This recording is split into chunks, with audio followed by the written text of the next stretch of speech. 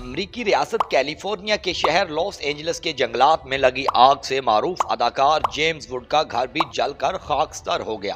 Los Angeles کے جنگلات میں لگنے والی اس آگ سے معروف شوبز شخصیات کے گھر جلے۔ شہر کے شمالی علاقوں میں تیز ہواؤں کے باعث پھیلنے والی آگ نے کئی گھروں کو اپنی لپیٹ میں لے لیا۔ خاص طور پر مشہور پیسیفک پیلیسیڈر کے علاقے میں جہاں مشہور شخصیات کے مہنگے گھروں کو نقصان پہنچا۔ غیر ملکی خبر ایجنسی کے مطابق جلنے والے گھروں میں 2 مرتبہ آسکر کے لیے نامزد ہونے والے اور 3 مرتبہ ایمی ایوارڈز جیتنے والے جیمز ووڈ کا گھر بھی شامل تھا، جو CNN کو انٹرویو دیتے ہوئے رو پڑے۔ جیمز ووڈ نے انٹرویو میں کہا کہ ایک دن آپ سوئمنگ پول میں نہا رہے ہوتے ہیں اور اگلے ہی دن سب ختم ہو جاتا ہے۔ اداکار کی باتوں پر اینکر افسردہ ہو گئی۔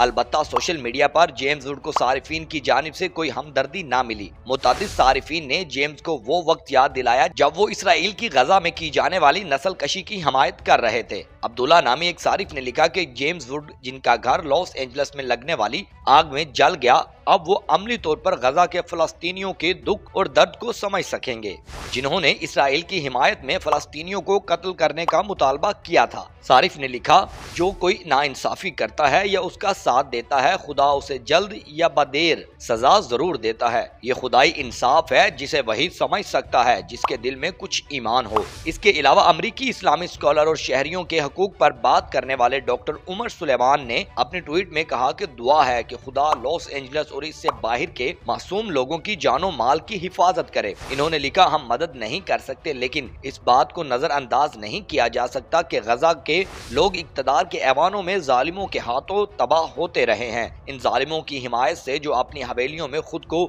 ناقابل تسخیر محسوس کرتے ہیں۔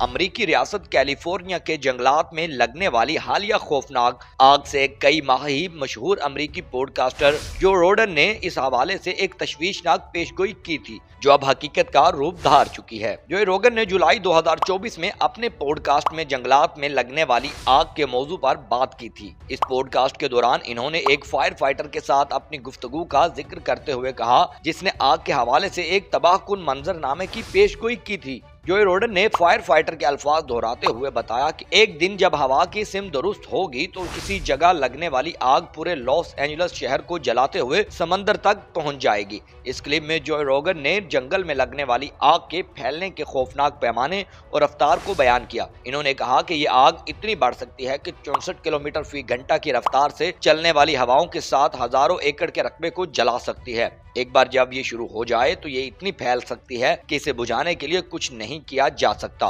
ایک امریکی اخبار کے مطابق جوئے روگن نے اس سے قبل بھی اپنے پوڈ کاسٹ کی مختلف اقساط کے دوران لاس اینجلس کے جنگلات کے آگ سے متاثر ہونے کے خطرے کے بارے میں تشویش کا اظہار کیا ہے۔